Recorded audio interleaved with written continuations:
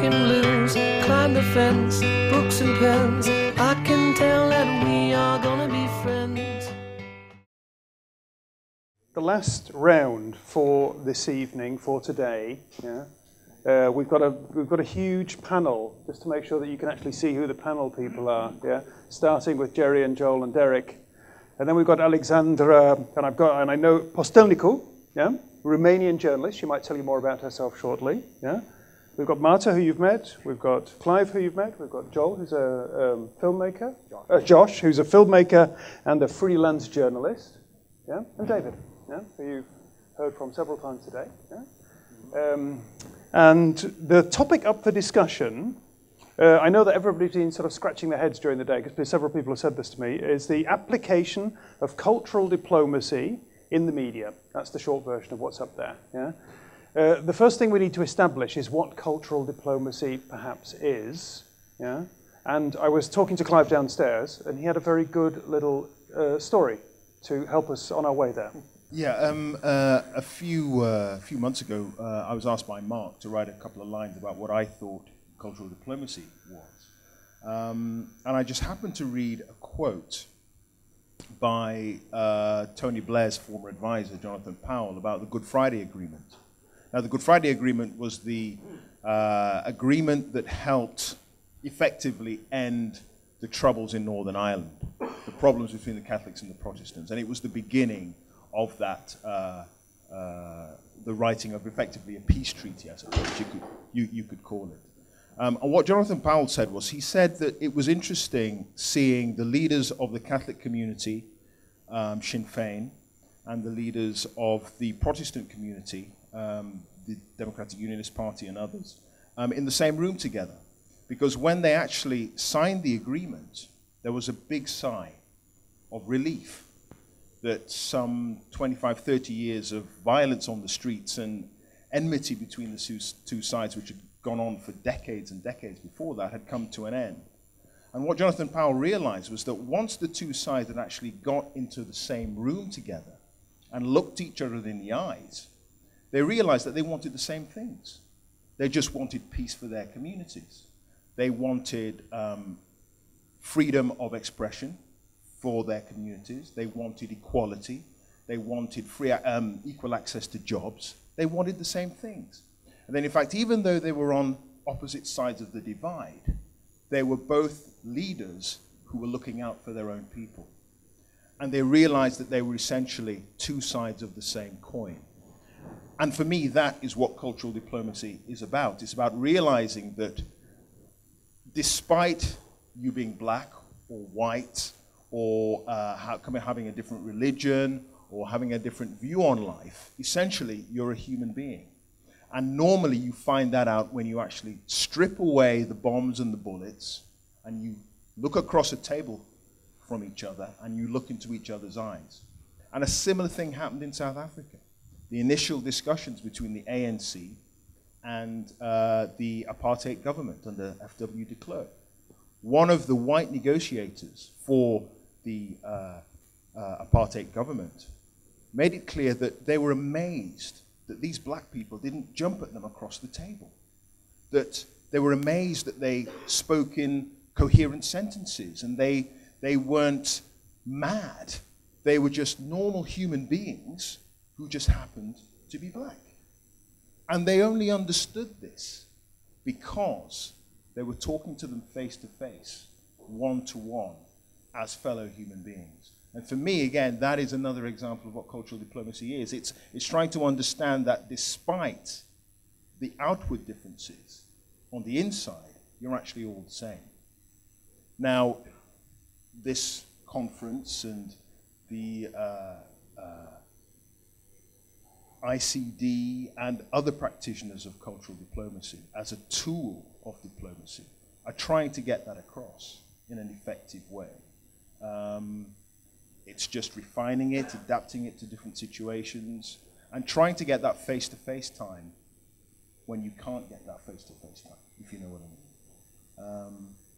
And for me, that's what cultural diplomacy is all about. Okay, let's get to know one or two other people who haven't actually been up on the stage, as it were, today, here, on the podium up here at the front. Alexandra, I'd like to ask you for your spontaneous reaction to that. What your thoughts have been during the day about cultural diplomacy. You knew this was coming your way, and I'm very interested. You're coming from a very different perspective now. Yeah. Well, let's start from the idea that cultural diplomacy is more like the exchange of ideas, informations, beliefs, and all the other aspects of culture in the intention of fostering to understand them. But the thing is that how you are doing cultural diplomacy. When you're saying cultural diplomacy, you're thinking of culture, and that's it. Like museum, cinemas, movies, songs, whatever. Everything that is artistic culture. But there are other ways also to do this cultural diplomacy. And I'm more like into social media, and because this is my job where I work at Evenimentul Zilei, the event of the day in English. I'm coordinating the newsroom of the online edition of Evenimentul Zilei, and I'm dealing with all the accounts on social media, Facebook, Twitter, and so on. So I think for the moment, the social media and internet communication services has its key objectives to this cultural diplomacy. Mm-hmm. And Professor Mathewson, Joel Mathewson, you have introduced yourself already today, erudite professor for journalism. Yeah, maybe you can sort of tell us how some of that begins to fit in with journalism. I've got to take issue with you. Erudite, I am not. But I'm glad to be here. This is a lot of fun and very stimulating, and enjoying listening to other people talk about so many interesting perspectives on this wonderful profession. To me, cultural diplomacy is achieved by good journalism, or quality journalism, as somebody put it. And it's a matter of doing good journalism, truthful, honest, accurate journalism, which I hope most journalists still aspire to. And it's a matter also of who does it. And I think back to our own civil rights revolution, as it was called in the 60s, which Derrick has done such a good job of reminding us it is incomplete, and it is, because we need more minority journalists in this profession. I'll mention in my talk on Friday afternoon, I'm concerned that we don't have more minority journalists coming into the profession in the States. Because I don't think that we who are white can really do the best job of journalism on our own, as capable as I hope we strive to be in the journalism that we do and our students strive to do. But in the end, what they produce, if it's all coming from a white background and a white voice and a white experience, is not going to be it's not going to have the intercultural value, I don't think, either in the execution or in the consumption that ideally good journalism should have. And that, to me, does produce cultural diplomacy, whether it's within one nation trying to work out its own differences, as our country has been doing for many years, or whether it's on the world stage. Because as Clive was just saying, when people get together in the same room, they're not very different. It's the differences that are exacerbated, sometimes by the press, I must say, are minimized when people work together and live together and work together, because the objectives are so often so very similar. Mm-hmm. Okay. And one more person who we have met already. Yeah, George, would you like to tell us from your perspective as a filmmaker, cultural diplomacy? I'm not sure what as a filmmaker cultural diplomacy strikes me, but what does strike me is this conversation about face-to-face communication versus social networks.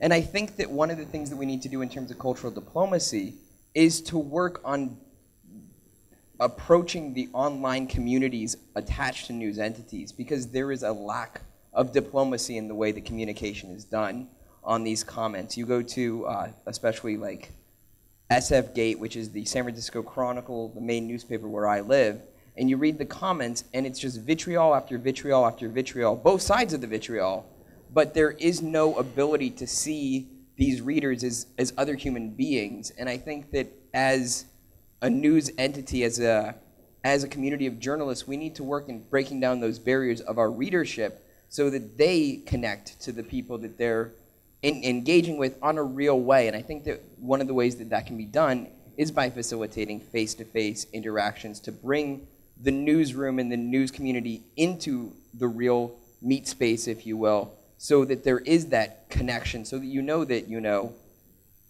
3, 5, 26 white dog is a real human being who really feels when you say that they're full of shit. Like, you need to know that these are real people, and I think that we have a lot to do to really get there, to understand that we are one community, engage in conversations with real human beings. David? Yeah, I think it's very interesting, the since we're in Germany, there were two Mathewsons who lived in London. One was the ambassador of the Federal Republic of Germany, and the other was a Spiegel correspondent in London. And they both of their separate ways used cultural diplomacy, if you want, as a way of trying to make Britain and Germany, or the United Kingdom and Germany, understand each other a bit better. And I'm very interested in this because equally at the same time, I spent quite a lot of time as I was a Guardian correspondent here, and also write an awful lot about German business, and try to break down stereotypes and what Theo Weigel, when he was German finance minister, used to call die alten Ressentiments, is actually a pretty tough call. And I think that the events over the last few months have shown, I'm afraid, particularly in attitudes towards the Greek crisis, debt crisis, that breaking down those barriers is not a once and for all activity. And that indeed the stereotyping, which Derrick was talking about in a kind of a racial sense in the States, is absolutely rampant everywhere. It's completely rampant. And I don't think even, so I think we have to be very careful about this and not set too, it's a very useful and very interesting tool, but we can't set too much store by it, in the sense that getting rid of these barriers is going to take an awful long time. Clive referred to Northern Ireland, where I also did some work, particularly in television. And very striking there that they did have, for example, and this also relates to sport, they had all Ireland institutions. For example, the trade union movement was all Irish. It covered the 32 counties, not just the 26 in the south and the 6 in the north. But it had absolutely no impact whatsoever on issues like, for example, the airplane manufacturer or airplane parts manufacturer, Shorts, of East Belfast, right in the heart of the Protestant community. If you're Catholic and turn up looking for a job, forget it, pal, you didn't get one. And I think and they also had an all-Ireland, as you know, rugby 15. And that didn't seem to have much impact either. So when we talk about the Good Friday Agreement, it seems to be that the real kind of cultural diplomacy ought really to take place in schools, actually. Because even now, the gaps between, say, the Protestant community and the Catholic community, several years after the signing of the Good Friday Agreement, still take place in those prejudices. That stereotyping occurs at a very early age in schools. So maybe, actually, as part of cultural diplomacy, maybe we should all become educators and go and do some work in schools. However, we are journalists, and we've got the problem to solve about what we do about cultural diplomacy and practices in the media. We've agreed a little bit to a certain extent, but we've all been using the same metaphor about getting people into the same room. Yeah, can people? I don't know. Can anybody help me and give me an example, or give me examples of situations about how to do that? Getting people into the same room, where that is useful, how you do it, how that applies to day-to-day journalistic practice.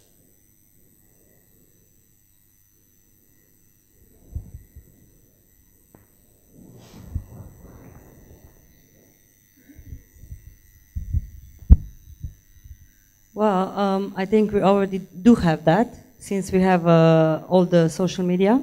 So this is actually people in the same room or in the same virtual room.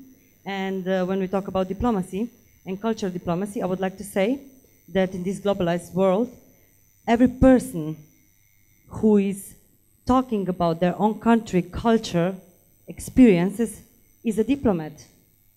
Because in the virtual world, there is no borders. So I think we already have that. So when we are talking about media, you can see that all the people collaborating with the photos, with their own video, with their own cameras or telephones. So this is it. Don't you find that in an awful lot of these discussions, though, where you have people invited to have your own say, you know, phone in and say your piece? Yeah, I despair of this kind of forum because I tend to find that people just play through their own positions. Well, I think that we also have the we can say virtual rooms or whatever, and people do give their opinions, and the journalists, at least for my country, read the most interesting comments. So. Too. I think there, in terms of the connection between cultural diplomacy and the media, I have a number of thoughts. I think, first of all, very often the context can actually influence the content. And I think there, very often the media can offer those platforms and the context for these discussions to take place, really in terms of freedom of expression, first of all, by offering the platform. Secondly, I think the way in which this reporting takes place makes a big impact. One of the things that I love about the BBC, I think there really is this attempt to try to stay neutral. As far as I know, it's still true of the BBC, you're not allowed to use the word terrorism in the reporting. In the sense, just by using the word terrorism, that is actually making a judgment. And I think those kinds of distinctions are very important when discussing issues and really trying to do so in a neutral way. That can also really have an impact, whether it's freedom of expression or also bringing these individuals together. Sometimes using the wrong words can immediately end the dialogue. So I think there also the way in which the media operates can actually have a big impact as well.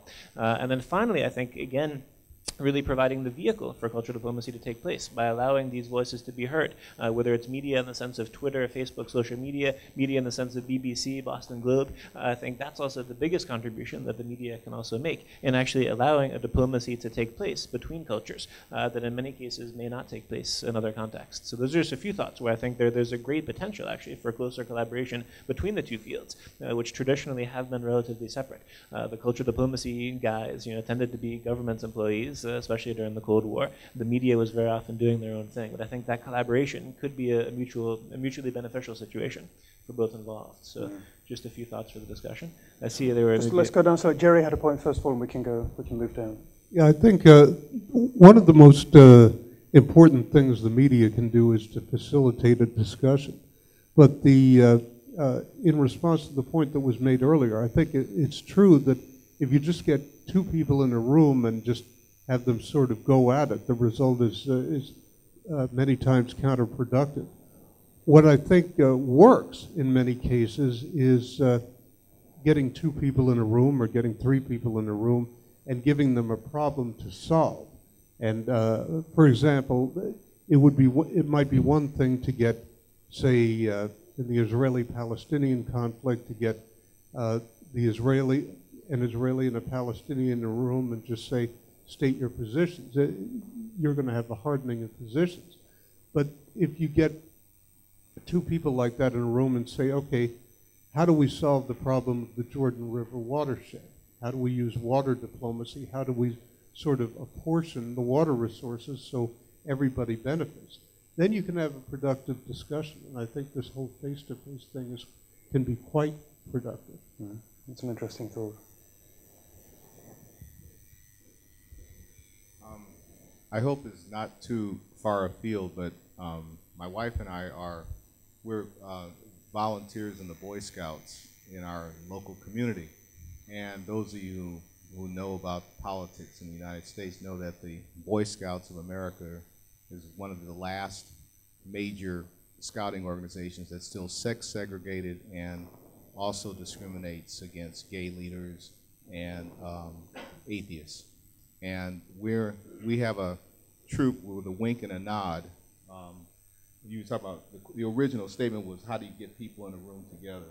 And I'm just giving a human example.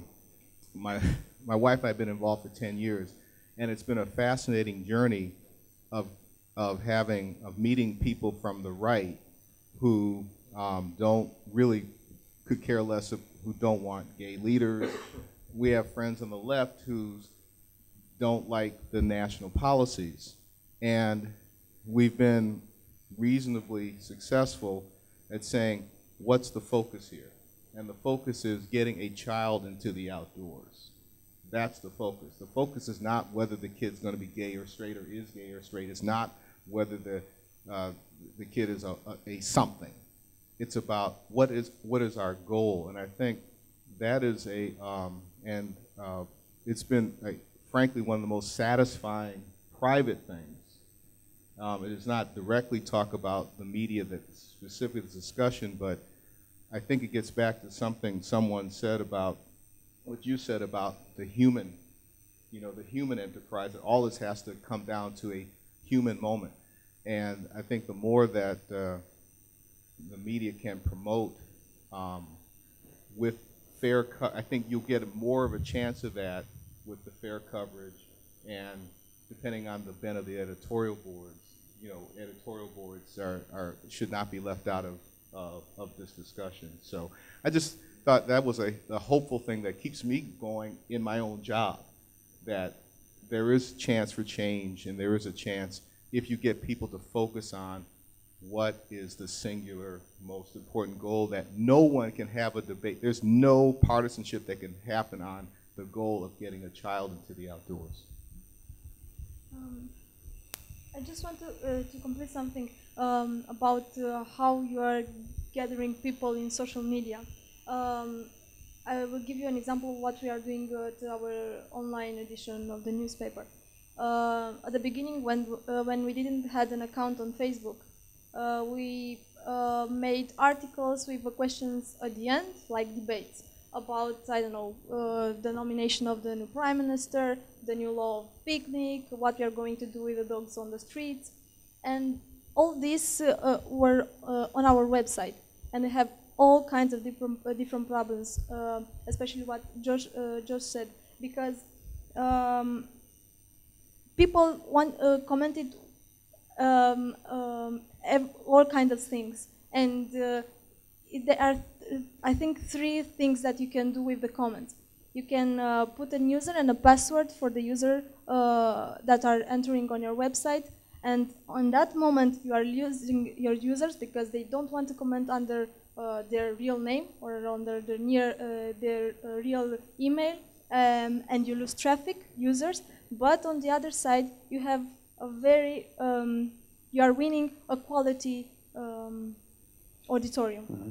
On the other hand, if you are deleting all the posts that are on your article, you are accused of censorship, which is, we are talking about liberty of freedom of speaking. Or if you are leaving all the comments on your website, you are accused of racism, anti-Semitism, and all the other things. It's very difficult to deal with people because they are different, because that's who we are. And for my point of view, I don't know what's happening in your country, but this is happening in our country. And if you have a solution to this, you can tell me, because we can do it on the same thing. And coming to the debate, we are doing the debates on our website, and now we have a Facebook account, and we are doing all these debates on our Facebook, on the Facebook, and there are more people that are coming, and it's better to do on Facebook because they have the real name, the real email, and they can't write anything they want because it's there on their wall, on their profile, and it's good for them not to write all kinds of stupid things commenting there. Mm-hmm. So it depends on the media that you are making this cultural diplomacy and exchanging information.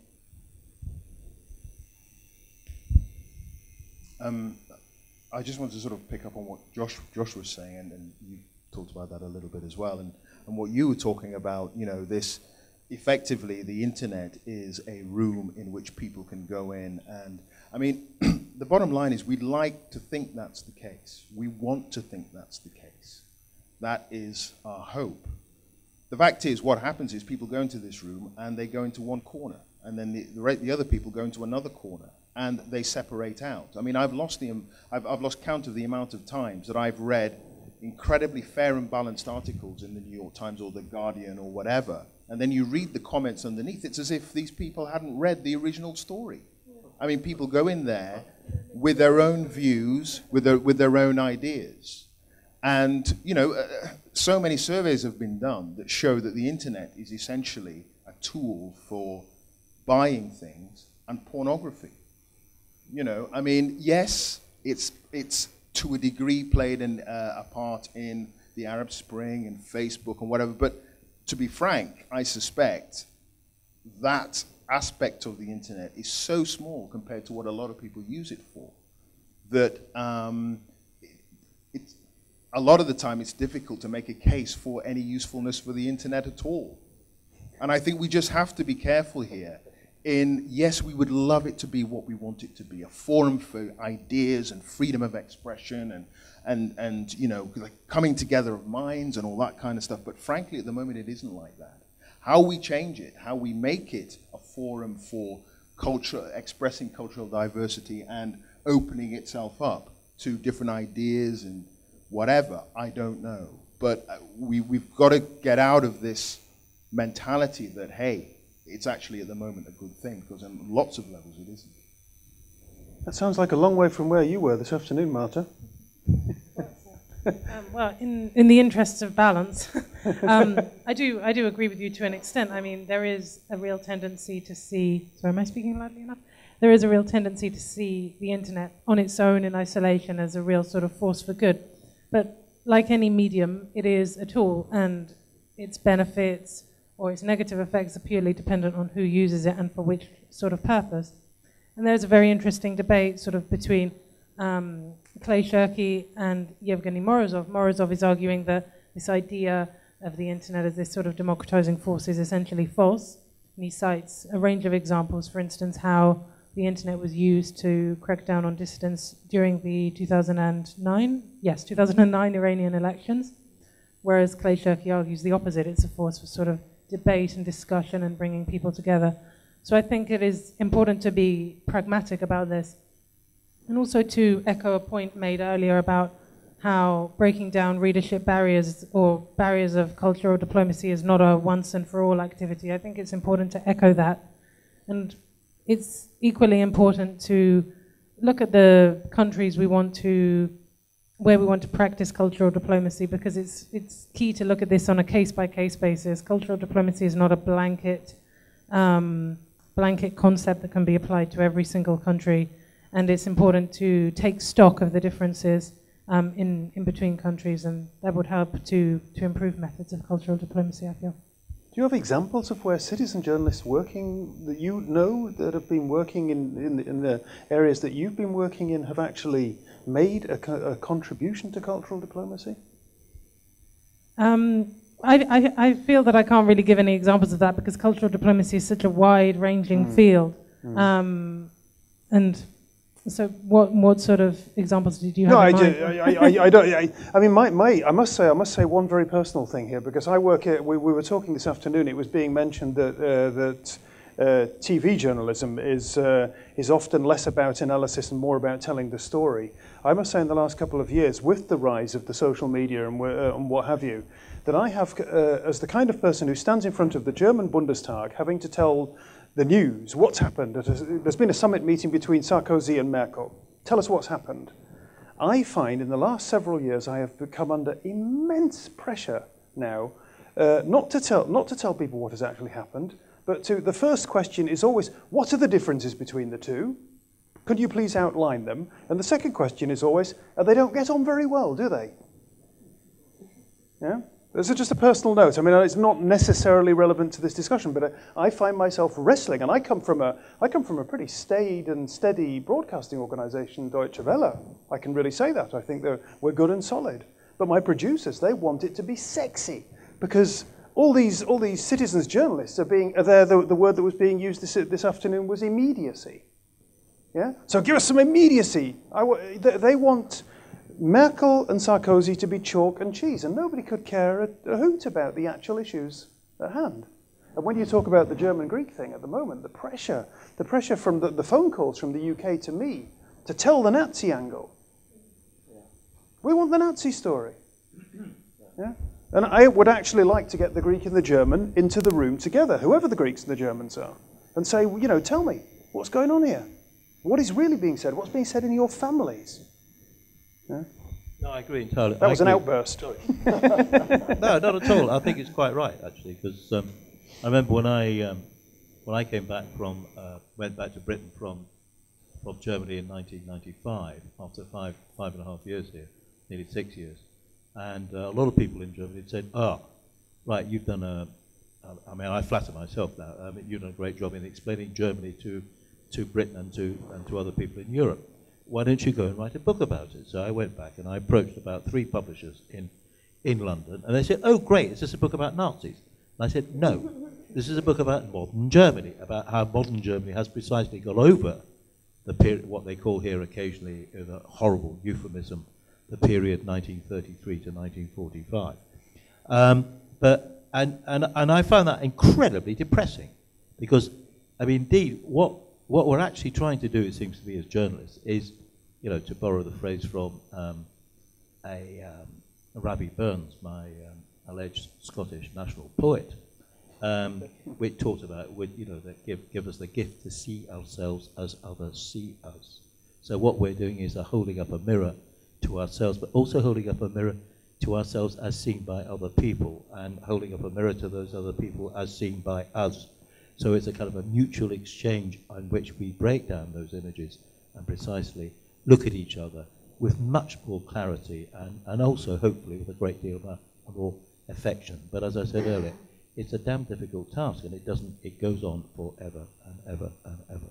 It's not something you start off doing as a kind of bright young journalist, in my case in 1968, starting off thinking we could change the world, you know, and in 2012, I'm this or certain.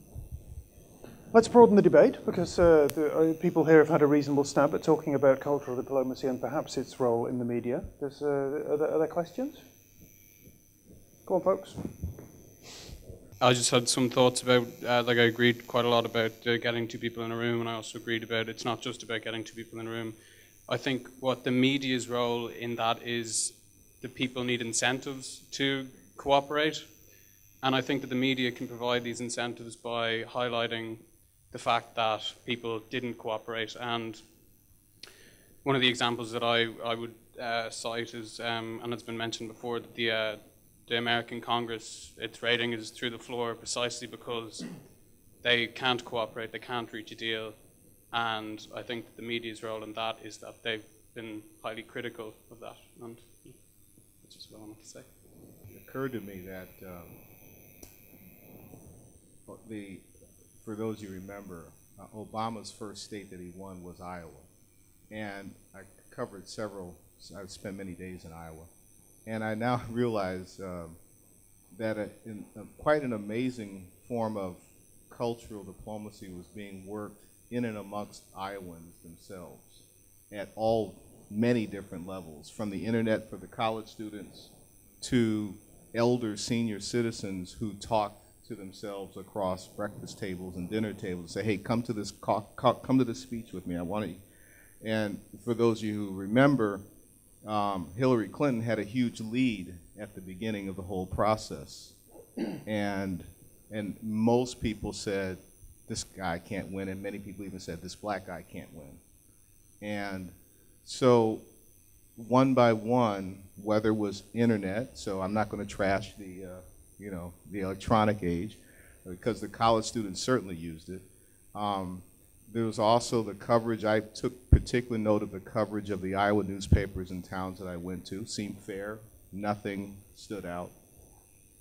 And then listening to older voters who are still almost completely, although not exclusively, in the interpersonal face-to-face process of talking to each other.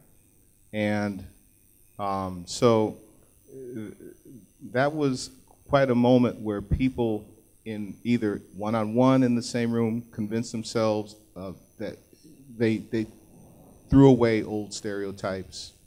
And now whether Congress can do it, we just had a senator come into the Globe last week, Mark Warren, former governor, I'm sorry, of Virginia, Warner, who is working with a Republican Senator, Saxby Chambliss, on trying to finally come up with a financial compromise in the U.S. Congress that can break the logjam that you've all been reading about for the last year. So they're trying to find those very common points, and I won't go into detail about those points, but they are trying to find, there are people who are trying to figure it out with some media pressure.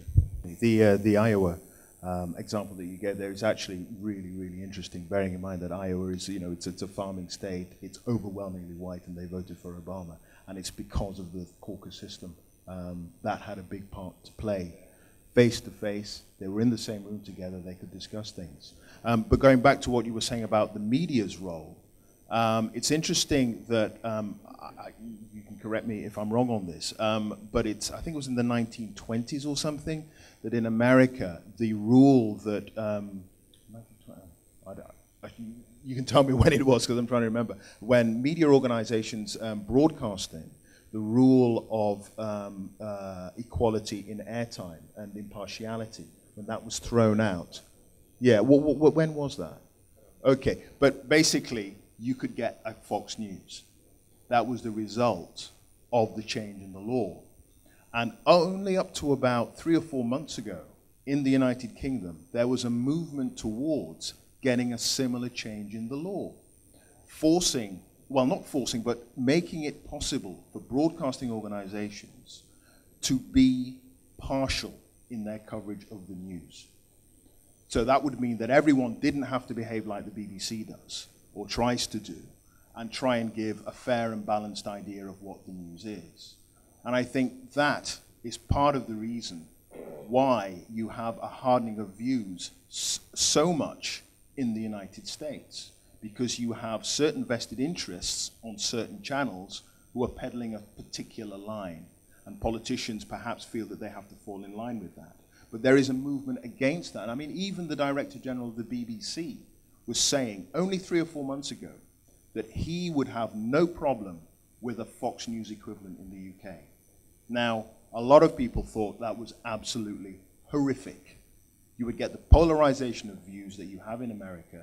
You would get logjam in government. You wouldn't get people trying to talk to each other face to face because they'd just be entrenched in their own particular view. And it's only a scandal concerning Rupert Murdoch and his newspapers in Britain that has completely wiped out that suggestion.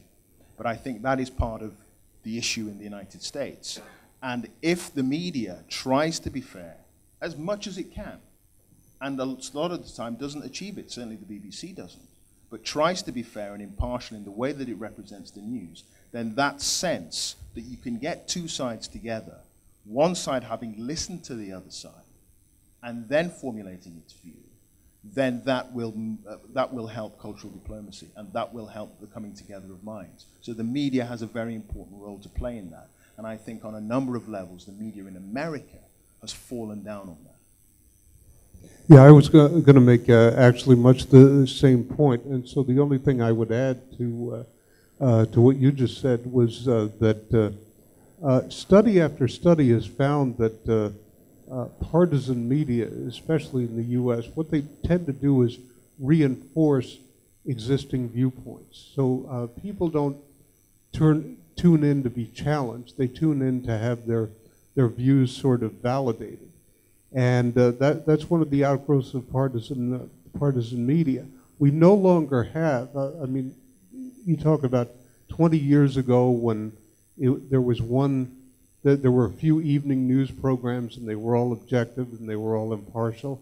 We no longer have what former anchor John Chancellor once called a common hearth to sit around. Everybody sort of sits around their own hearths, whether it's Fox News or MSNBC or whatever, and gets their viewpoints validated. And I think the other aspect to it is that conflict sells. I mean, it's the bottom line.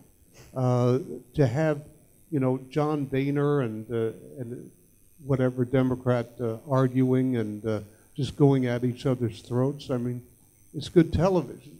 It might not be the best cultural diplomacy, though, and it might not be the best thing for... It definitely is not cultural diplomacy, right, that much right. we know. Exactly, and so that's the problem. You do have this segmentation, and I think maybe we need to move away from that. I would just like to go back to another, we were talking more about inter-America in this case, of cultural, inter-relations in America for cultural diplomacy, but I would like to turn to this more traditional perspective between East and West. And when I come from a country which has a more depressive, let's say, situation when it comes to media, Serbia namely, and I don't see, what I experience on internet portals and forums and these discussions is that you get these people, let's say, in a room, and what they do is they kill each other. And no, media does put some kind of platform, but people mostly read the title and the end all. At least it seems so. It's completely unrelated to the subject sometimes. And it brings me back to what David said, that we need to hit, maybe not exactly to media, but something else, like maybe schools. And that's why I turn back to this other part of cultural diplomacy that's both more traditional, where cultural diplomats are the government guys who can intervene. So I would like to hear if maybe you or someone has something to say on that part, like in countries where I really see that it doesn't work, just giving people freedom and then they kill each other. Maybe something else can be, maybe as journalists we also can influence it. So I think that in what you were saying and what people were talking about the fairness doctrine, that I think there's a missing link. I don't think that the answer is to restore the fairness doctrine. We're in a conference about free expression, and I think that there should be an opportunity for crazy right-wingers to have the opportunity for free expression, to have the channel that's crazy right-wing channel. The problem comes to the fact that there isn't enough opportunities to engage, that we have a media consolidation, and we need perhaps government intervention or perhaps some sort of NGO intervention to create more channels, to create more opportunities for these balanced discussions, for the perspectives that don't have a major corporate infrastructure behind them. The Democratic Party has, in the United States, has a huge infrastructure behind it. The Republican Party has Fox News, which doesn't get much bigger than that. But the other aspects that do exist, there is a Green Party in the United States, although it's almost a myth. Those sorts of perspectives do not have a means to be heard, to engage in the dialogue. And I think that perhaps that's the missing link, is to provide enforce a way for these voices that are outside of the corporate sponsored news to have a voice, to have an opportunity to engage. So basically, alternative, some new platform is what you're suggesting by NGOs, journalists. I'm speaking really practically now, really. Yeah, I mean, I think that in listening to what you have to say, and especially in regards to this idea that, oh, we should have a fairness doctrine, which I never thought we should, that there is a need to create this, and whether it be through NGOs or governments or even enforcing ways for them to create alternative channels within the existing framework. But there is this situation where information has been monopolized by the powerful, and we do need to break through that. You see, that's really interesting, because it's precisely because there's a fairness doctrine in the UK that you have a plurality of voices. The BBC will get it in the neck if it does not broadcast something from the annual conference of the Green Party in the UK. And the Green Party now has an MP in the Houses of Commons. There is a representative of the Green Party. If you have a fairness doctrine, you have to represent everybody. Now, where you put the cutoff is questionable. I mean, is it only those parties that get 3% of the vote in an election? Is it those points of view that are represented by a certain percentage of the population? I don't know where you put the cutoff, but if you have a fairness doctrine, to be fair, you've got to have at least 3, 4, 5, 6 voices. You know, so those minority voices will get a voice and get an outlet for their views if the fairness doctrine is applied properly. And I'm certainly, you know, and if the BBC is doing it, then that means Channel 4 has got to do it. That means ITV has got to do it. These are the other channels. And that includes Sky, which is the satellite channel in the UK. So I think the bottom line starting point, frankly, is a fairness doctrine. I just wanted to tell our colleague from Serbia that the Finnish foreign minister is tweeting, the council recommends to grant Serbia candidate status and looks forward to the confirmation of this decision by the European Council this week. And then he says, my reading of the conclusions is clear. Serbia gets candidate status. Great! Exclamation mark. So that's what the Finns look at, think about this decision today with regards to Serbia. I think what it means also is that this, you know, the whole kind of process of negotiating on accession and so on, which is, we talked about this earlier, with regard to Hungary and press freedom. This is meant to precisely buttress. This whole process of accession is not a kind of a simple thing which you just go and negotiate chapters, you know, line by line. It's also meant to buttress the entire democratic process so that precisely people do enter the room, they don't kill each other, and they talk to each other, and they learn from each other. Hopefully, this time it'll work. It seems to me, at least from a UK perspective, that we have such a lack of education on the political side of current affairs and what's going on, and we have no background or footing in sort of political discussion or, you know, party politics, anything like this. So we do look to the media to educate us somewhat. I think the people in this room tend to be sort of fairly well read on the politics in their own countries, etc., or international goings-on, for example, through Twitter and our Blackberries, etc. But I feel that in that sense, the media does play a role as an educator, because if we don't have that in our schooling system, then we are going to look to the media to do that for us. And a lot of people do that, and that is why I feel that maybe the US is sort of in a precarious situation somewhat with its media partisan sort of norms, where people are sort of their opinions are validated, but they're not offered anything else. You know, in education, we're sort of offered both sides of the story. We're told the broad spectrum of opinions, but if we're not offered that, and we just, you know, sort of follow the media, and that media just follows a one route path, then of course our views are going to be sidelined somewhat. I just came back from Washington yesterday. You know, I was born in 1947. I remember my uncle had a television. The screen was about that big, and he used to watch the baseball games on it while he had a camel just hanging from his lip. You heard that one? Okay, I'm gonna kick it up a little bit. And so I'm part of the first television generation, and I must say, you know, and I read a study somewhere that people from my generation have a lot to do with this internet revolution, or even the question of computers. So for me, it wasn't a big jump for me to go through that first television generation into what we're discussing right now in terms of the internet. My first realization about journalism came when I was reading Mark Twain and reading about his history. And one moment he was a pilot of a steamboat on the Mississippi, and then he was a journalist. I said, damn, that's a quantum leap, you know? And since then,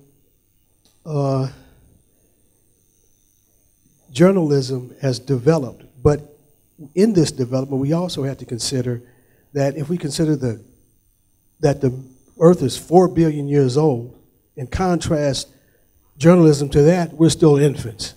And I was talking to Clive about this is a work in progress. And journalism has gone through many different stages, you know, and it will continue to go through those stages.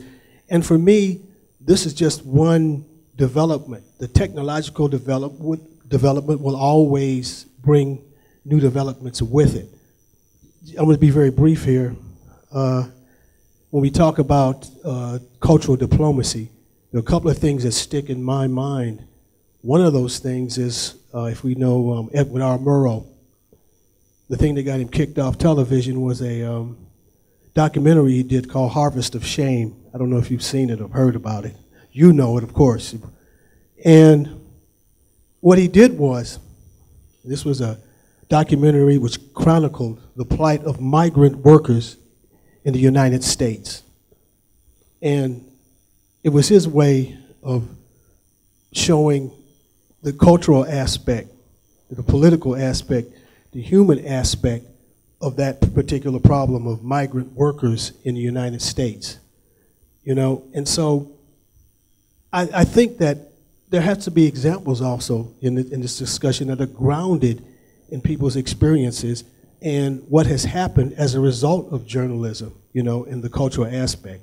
It's very important that it's just not a question of, you know, pious platitudes and slick slogans. I'm not suggesting that any particular person here did that, but I'd like to hear some really experiences. I mean, you kind of like spoke to that, and a couple of other people did too, but I think it's important to kind of like ground that in experience, you know, and also from a historical point of view. And one would get the impression, listening to this, that it's something new. And that's what I'm kind of like fighting against, you know, this whole question of like, well, this is, because it's the internet, it's something new. The other thing is that on the question of, like, somebody mentioned the library in Alexandria. Will we go into that library and be frightened and say, oh man, there's new ideas here, we need to, you know, like censor this and take this out and burn this and throw that away? It's the same thing. I would imagine, you know, if we compare what that situation was then with the library in Alexandria and what we have today. Immense amount of information that no one person in his whole life could consume, however it's available. And I think that that is a good thing, to have information. And when the internet first started, and I remember that, there was a lot of free information out there, you know. Now it's becoming a commodity.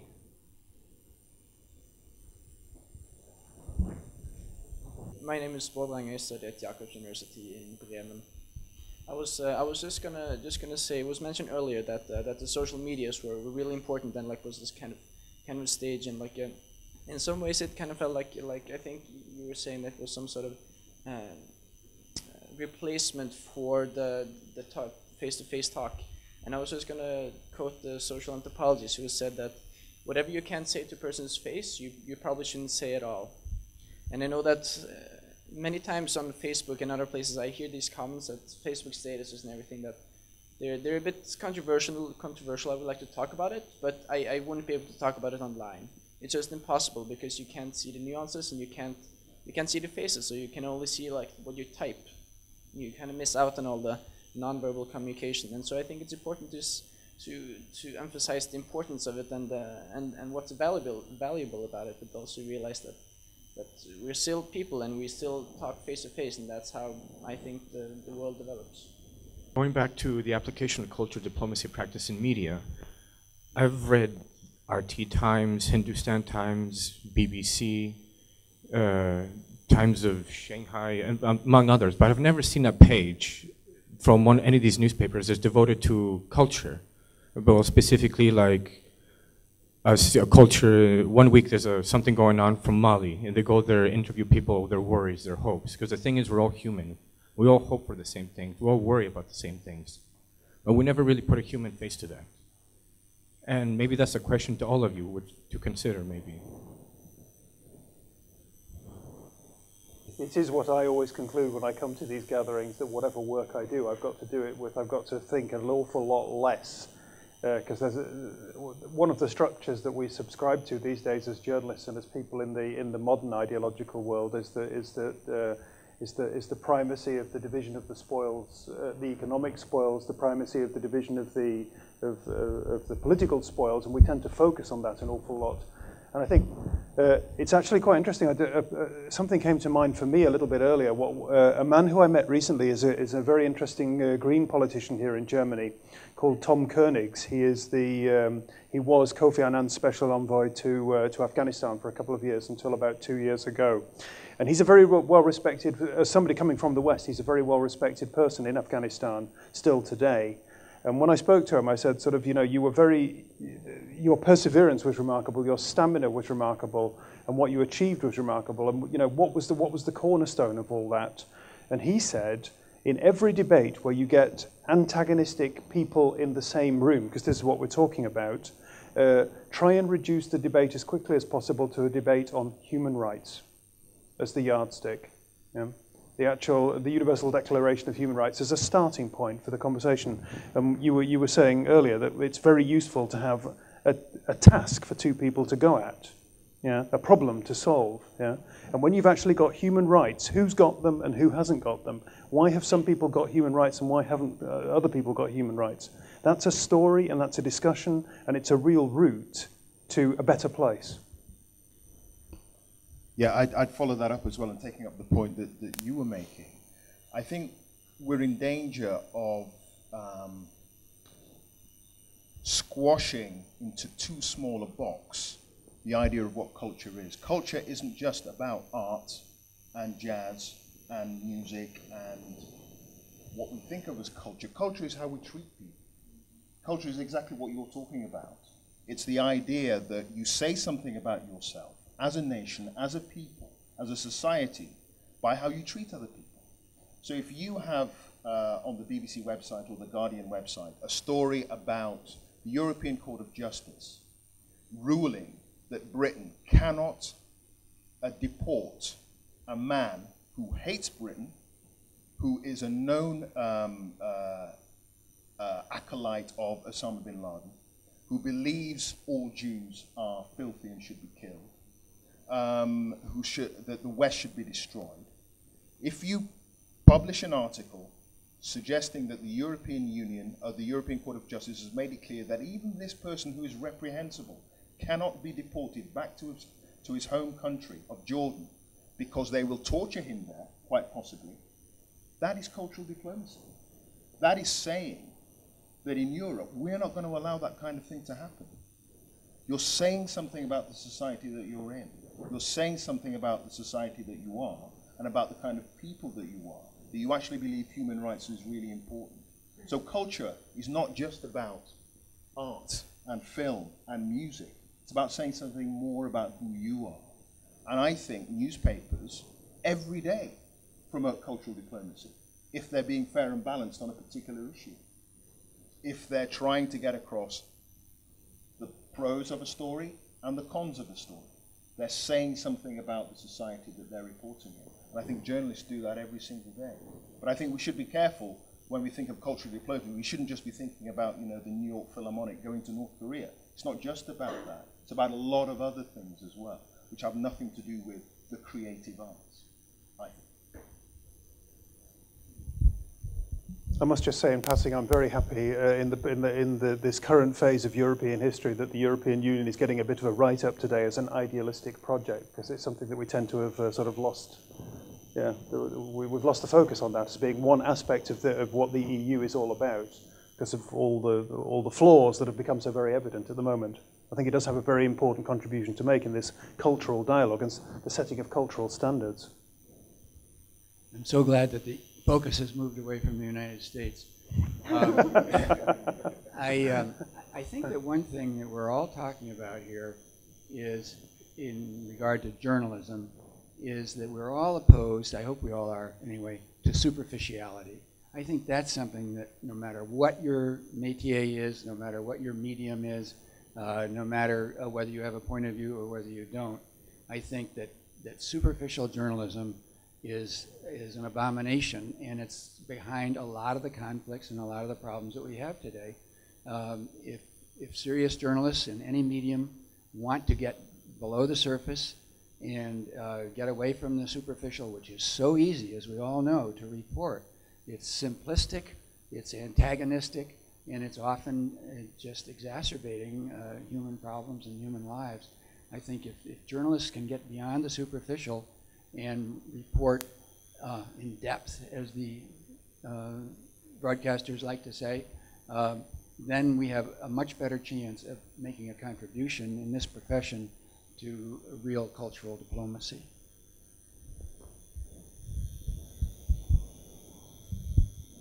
It will be a good place to wind up, but there are still, certainly there's at least one more point to be made. I think that you're absolutely right about the superficiality of much of our news content, but certainly from looking at the people around me in my home country in the US, I think we have a problem that people aren't ready to dig into these stories. I think we have a problem that people aren't accustomed to thinking critically about what they're being told. And we've talked about education a couple times here. I think we need media literacy education. I think we need education so that people realize every time they hear a voice coming from a box that that voice has a perspective that's either driven by the corporation that's running it, perhaps the idea of objectivity, but every voice has a perspective, and we need to increase media literacy education in our schools so that people understand how to look at a story, how to recognize a superficial story, and realize that there's more there. Because so often they get the superficial story and they think they have the whole story. That's our fault. That's the fault of the journalism profession to suggest that who's got the news tonight. As David Brinkley was quoted as saying, or as Walter Cronkite used to say, that's the way it is. That's the whole world in 30 minutes. This wasn't true. It wasn't true then, and it's certainly not true now. I must, however, a note of cynicism from my journalistic practice and the journalists I know, both print and broadcast journalists, that we had the contention this afternoon that more media outlets is a good thing because there'll be a sort of a quasi-Darwinistic competition for good journalism then. Yeah, but it's not necessarily my experience. I certainly know, I know from my own experience of more and more people who used to be good journalists being reduced to less good journalists because they're under-resourced, hard-pushed, and they're stuck in some pokey room having to turn out some, content. Well, you can call it content or you can call it crap. Yeah, I think just a note of caution. Yeah, I know lots of good journalists doing good work, but yeah, I know a lot of embattled journalists, and very good broadcasters too, and very good newspapers these days. It's not a happy tale. Hello, I'm Ashley. I'm from Pennsylvania in the US.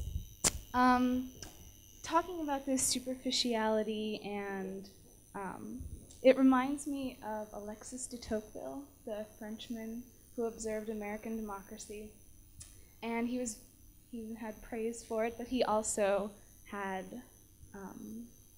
some warnings about possible pitfalls that could happen, like tyranny of the majority. And this discussion that we've had reminds me of that if we have this devolution of power to the masses with social media and Web 2.0, is there a danger in that actual good ideas, if there are good ideas and not just noise, gets stifled? And if that's, or are all ideas good ideas? That's a big question. That is a very big question, yeah. Who's got a pithy answer? Okay, from my point of view, I worked for media as newspaper, for television media, for internet media. So, from my point of view, we have to understand that journalists, we are actually driven by people who are above us. That means our editors, and editors are regulated by a company is regulated by business partners.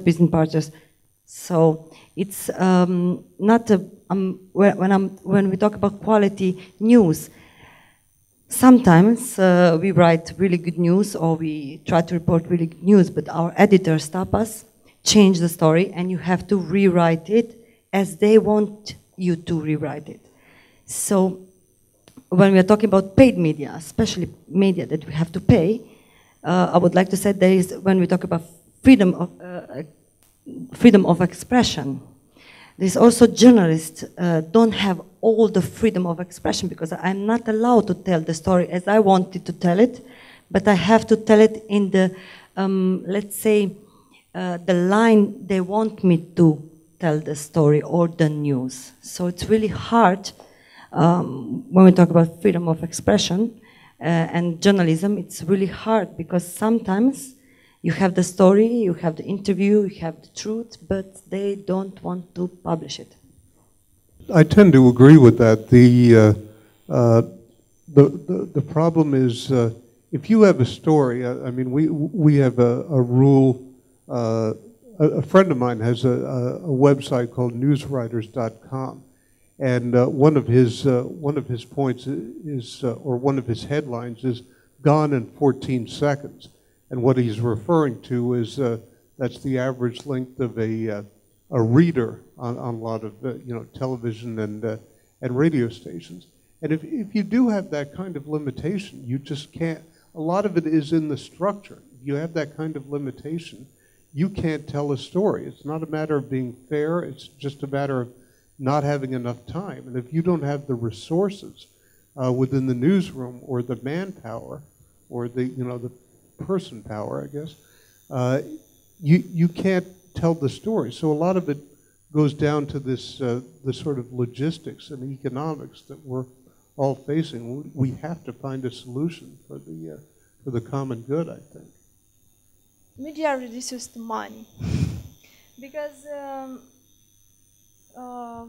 we're talking our bosses, yeah, ask us for traffic, circulation, rating, so that leads us to advertising, and if you don't have a lot of traffic, rating and circulation, you don't have enough money to pay journalists and to produce your news. So everything reduces to money. And sometimes you are working to a piece of news, an article, I don't know, maybe it's an interview or something big or a feature, and you're working 2 days, 3 days on that article, and it isn't read about your users on the internet, let's say, because we can't see what is if they read a newspaper or not. But on the internet, you have immediately feedback from your readers. So you're working 2 days on an article. Sometimes you work 5 minutes to an article, and it's more traffic to that article than the other that you worked 2-3 days, 1 week. So sometimes it's difficult to be a journalist, and you don't know what to write about, because sometimes your readers, you have to think, okay, what it will read about crimes, about sex, about what, politics, economics. For external politics, you don't know it, because every time he changes, and even the readers don't know what they want from us. It's a bit of a sad note to finish on. Has anybody got a further contribution or a point to make? I would like to stick with the vision of the people in the room and the fairness doctrine and the human rights. Yeah. Yeah. And the Good Friday Agreement. Yeah.